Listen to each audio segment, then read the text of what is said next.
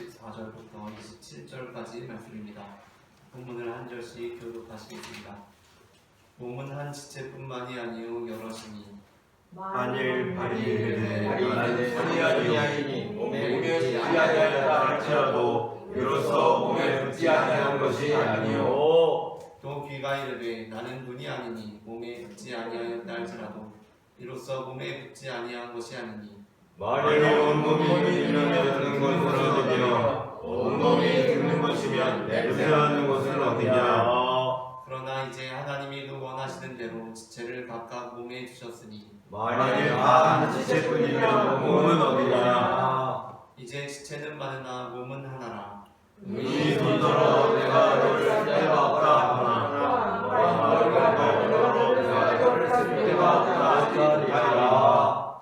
그뿐 아니라 더 약하게 보이는 몸의 지체가 도리어 요긴하고 우리가 몸에 덜 귀히 여기는 것들을 더욱 귀한 것들로 이겨주며 우리의 아름답지 못한 지체는 더욱 아름다운 것을 얻느니라. 그런즉 우리의 아름다운 지체는 그럴 필요가 없느니라. 오직 하나님이 몸을 고르게 하여 부족한 지체에게 귀중함을 더하사 몸 가운데서 분쟁이 없고 오직 여러 지체가 서로 같이 돌보게 하시니라.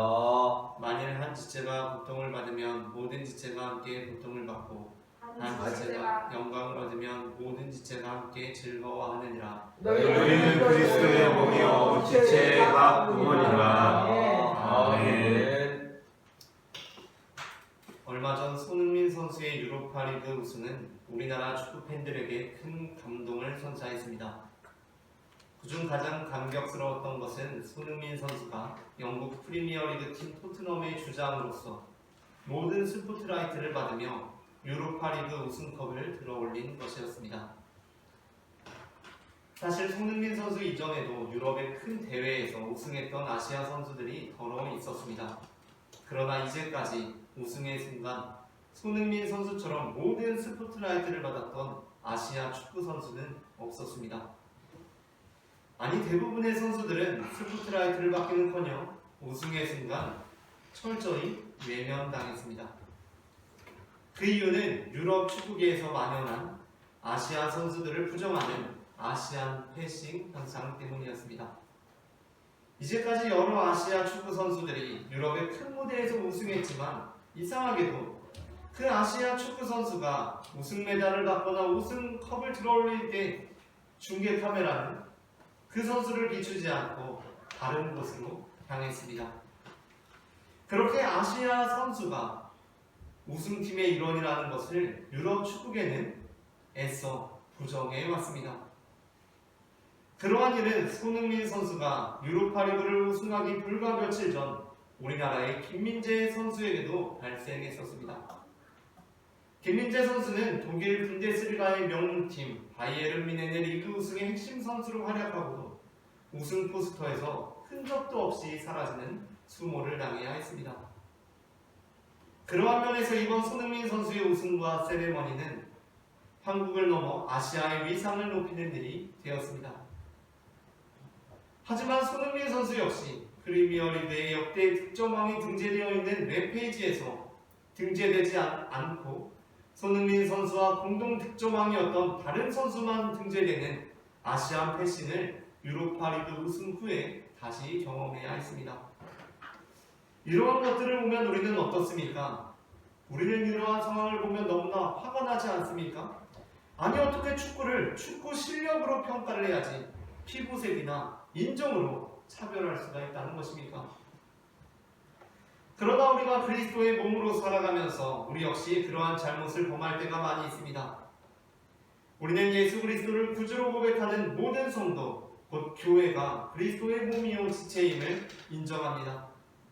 피부색이나 인종을 이유로 다른 사람의 교회됨을 부정할 수 없다는 것을 알고 있습니다. 누군가가 그리스도인이라는 것, 교회라는 것은 우리가 예수님을 우리 구주로 삼고 있느냐는 것으로만 판단되어야 합니다. 그러나 우리들 역시 그 외의 다른 요인들로 철저히 나 중심, 우리 중심적으로 다른 사람들을 부정할 때가 많이 있습니다. 고린도 교회는 바로 그러한 문제들이 너무나 많이 발생하고 있던 교회였습니다.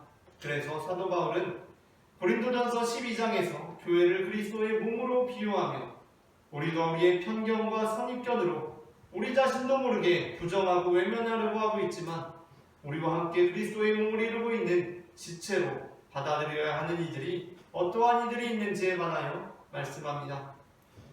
오늘 우리는 그리스도의 몸이라는 제목의 설교를 나눕니다. 제목을 제가 한번 읽으면 따라 읽으시면서 두 번 읽어보겠습니다. 그리스도의 몸, 그리스도의 몸, 그리스도의 몸, 그리스도의 몸. 전해지는 말씀을 통하여서 우리가 우리와 함께 그리스도의 몸된 지체로 받아들여야 하는 지체들이 어떠한 지체들인지 알게 되고 그 지체들을 우리의 몸된 지체로 받아들임으로써 온 교회와 함께 지체와 함께 그리스도의 아름다운 몸을 이루어내는 교회가 되기를 소망합니다. 아멘. 그렇다면 바울이 교회의 지체로 인정하라고 명령하는 지체는 어떠한 지체입니까? 먼저 첫째 다 함께 읽겠습니다. 첫째, 나와 다른 지체입니다. 고린도전서 12장 12절부터 13절 말씀을 다 함께 합독하시겠습니다. 몸은 하나님께 많은 지체가 있고 몸의 지체가 많으나 한 몸인과 같이 그리스도도 그러하니라. 우리가 유대인이나 헬라인이나 종이나 자유인이나 다 한 성령으로 세례를 받아 한 몸이 되었고 또 다 한 성령을 마시게 하셨느니라. 아멘. 비유는 우리로 하여금 바울이 전하고자 하는 의도에 쉽게 접근하게 하지만 우리가 비유를 통해 바울의 메시지에 접근할 때 우리는 그 비유가 그의 메시지와 완전히 일치하지는 않는다는 것을 기억해야 합니다. 사도 바울은 몸은 하나인데 많은 지체가 있고 몸의 지체가 많으나 한 몸임과 같이 그리스도도 그러하니라 라고 말씀합니다. 그렇다면 우리는 우리 몸의 여러 지체들이 서로 다르지만 그래도 조화를 이루듯이 교회 역시 서로 다르지만 그래도 조화를 이룰 수 있는 내용들이 나올 것이라고 기대합니다. 그러나 바울은 우리가 그 조화를 전혀 기대할 수 없는 것들을 언급합니다. 그것이 바로 유대인과 헬라인 그리고 종과 자유인입니다. 초대교회 당시 유대인과 헬라인, 종과 자유인은 결코 하나가 될 수 없다고 여겨지는 상대였습니다.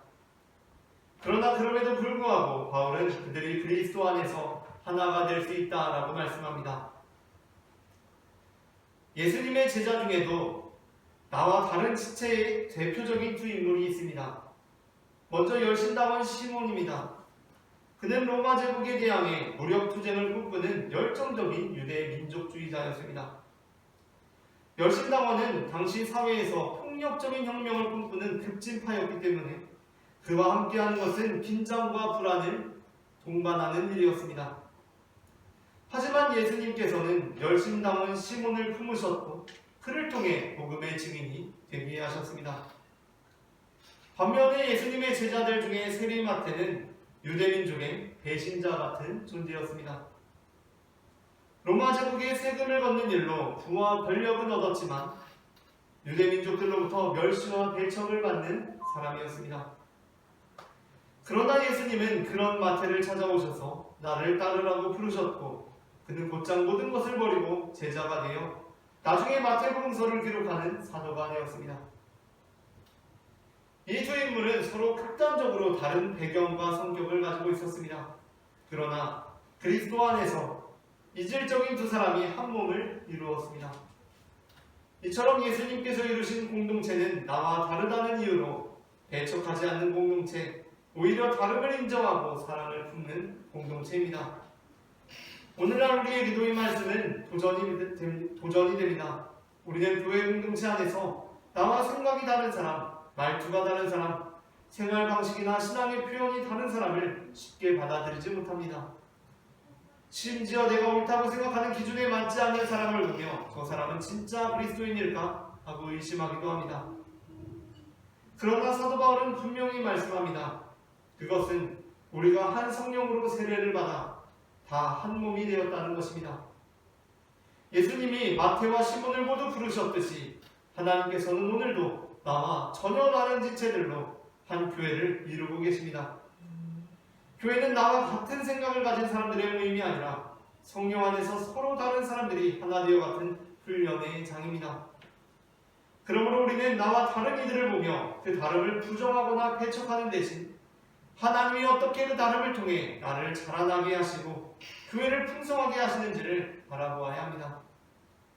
어쩌면 하나님께서 나와 가장 바르고 불편한 바로의 지체를 통해 내 믿음을 단련하시고 내 사랑을 성장시키는 것일지도 모릅니다. 예수님께서 마태와 시몬을 같은 식탁에 앉히셨듯이 오늘도 예수님께서는 우리를 그렇게 한 몸으로 부르고 계신 것입니다. 다음으로 둘째 함께 읽겠습니다. 둘째, 나보다 못한 지체입니다. 고린도전서 12장 20절부터 21절 함께 읽겠습니다. 이제 지체는 많으나 몸은 하나, 눈이 손들어 내가 너를 쓸 데가 없다 하나, 또한 머리가 발걸어 내가 너를 쓸 데가 없다 하지 못하노라. 사도 바울은 고린도 교회를 향해 교회가 그리스도의 몸이라면 그 몸의 모든 지체는 필요하며 그 누구도 쓸데없다고 말할 수 없다고 단언합니다.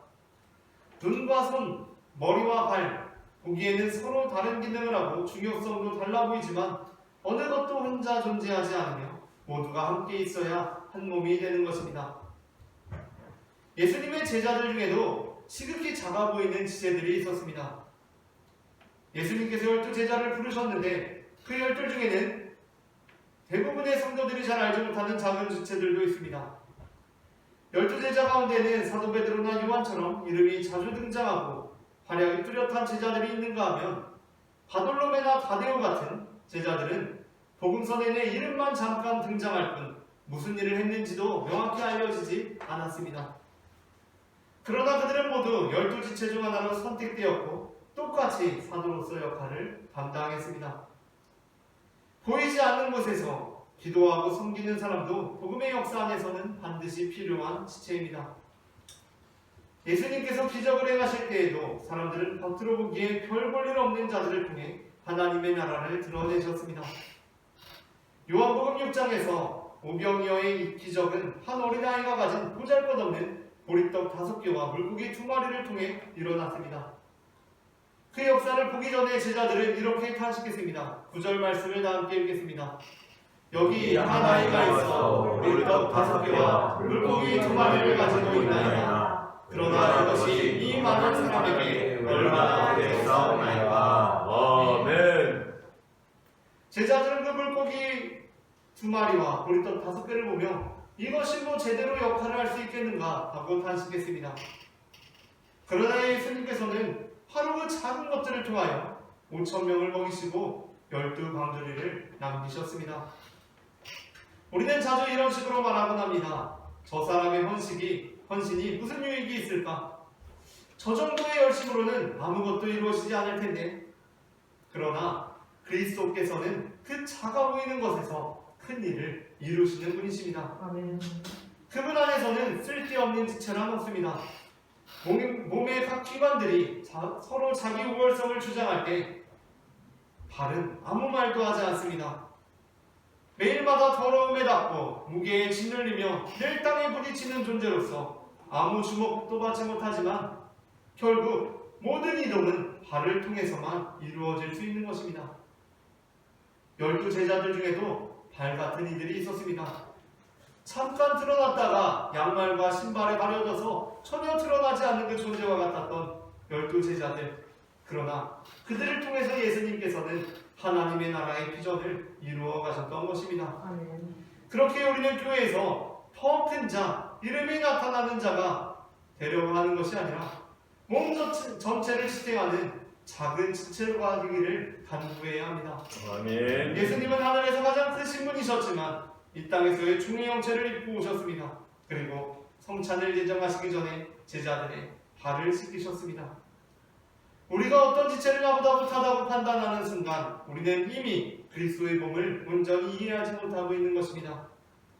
하나님은 세상의 약한 것들을 들어 강한 것들을 부끄럽게 하시고 미련한 것들을 통해 지혜 있는 자들을 무력하게 하십니다.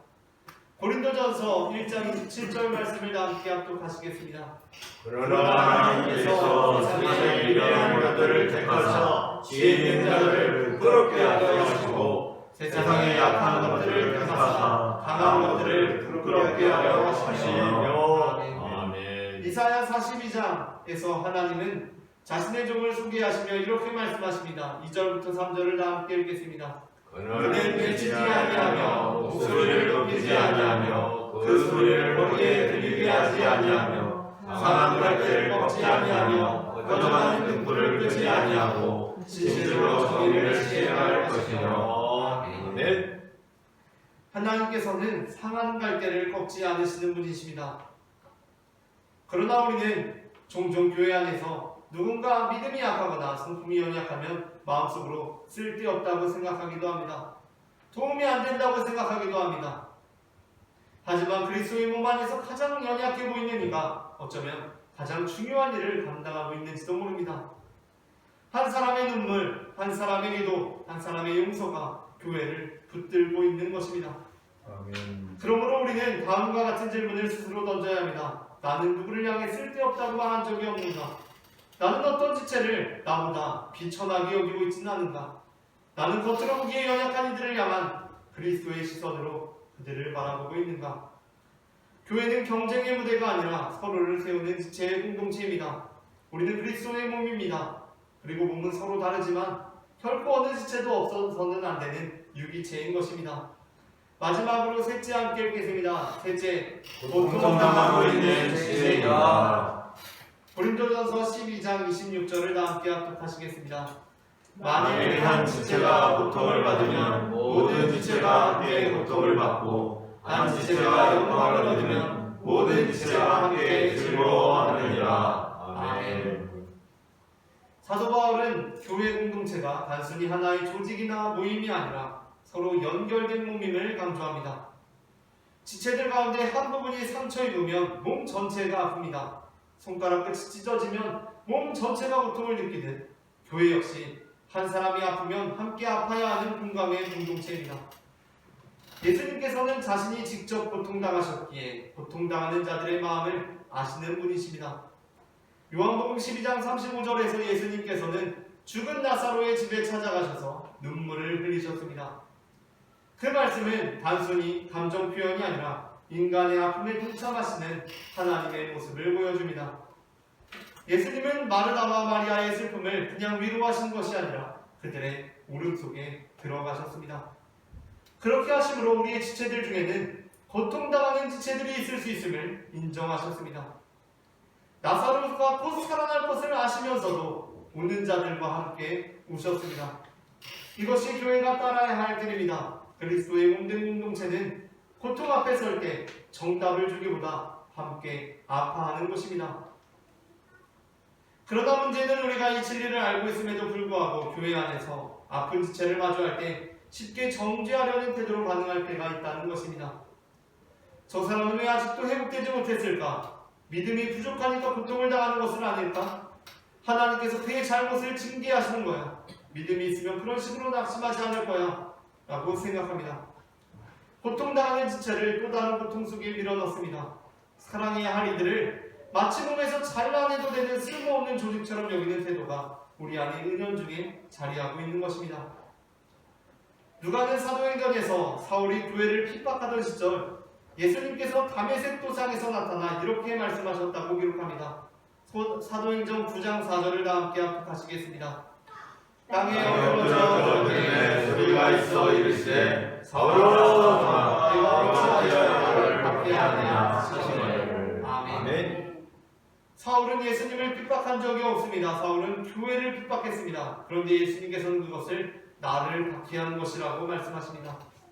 이 말씀은 우리에게 무서운 경고입니다. 우리가 교회 안에서 고통당하는 지체들을 외면하고 심지어 정죄하고 배제하는 것은 그리스도를 배제하고 정죄하는 것과 다르지 않다는 것입니다. 고통당하는 이들의 연약함을 믿음 없음으로 간주해서 그들의 교회됨을 부정하려는 시도는 하나님께서 말씀하신 내 몸된 교회를 부정하는 오류입니다. 예수님께서 말씀하신 선한 사마리아인의 비유를 함께 읽겠습니다. 누가복음 10장 30절부터 37절을 한 절씩 교독하시겠습니다. 예수께서 대답하여 이르시되 어떤 사람이 예루살렘에서 여리고로 내려가다가 강도를 만나매 강도들이 그 옷을 벗기고 때려 거의 죽은 것을 버리고 갔더라. 마침은 제사장이 거기로 내려가다가 그를 보고 뛰어나 지나가고 또 이와 같이 한 레위인도 그곳에 이르러 그를 보고 피하여 지나가되 어떤 사마리아 사람을 여행하는 중 거기 이르러 그를 보고 불쌍히 여겨 가까이 가서 기름과 포도주를 그 상처에 붓고 싸매고 자기 짐승에 태워 주막으로 데리고 가서 돌보아주니라. 그 이튿날 그가 주막 주인에게 대나리온으로 들을 메어주며 이르되 이 사람을 돌보아주라. 비용이 떠들면 내가 돌아오리에 갚으리라 하였으니 내 생각에는 이 세 사람 중에 누가 강도 만난 자의 이웃이 되겠느냐? 이르되 자기를 긁은 자니이다. 예수께서 이르시되 가서 너도 이와 같이 하라 하시니라. 아멘. 제사장과 레위인은 피 흘리는 사람을 보고도 그냥 지나갔습니다.